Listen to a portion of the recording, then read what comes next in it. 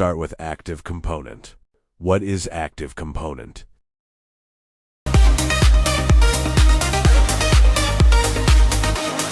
Active components are electronic parts that require external power to operate and can control, amplify, or generate signals.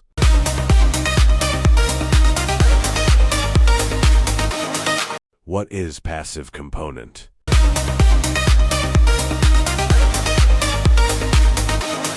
Passive components are electronic parts that do not need external power to operate and cannot amplify signals.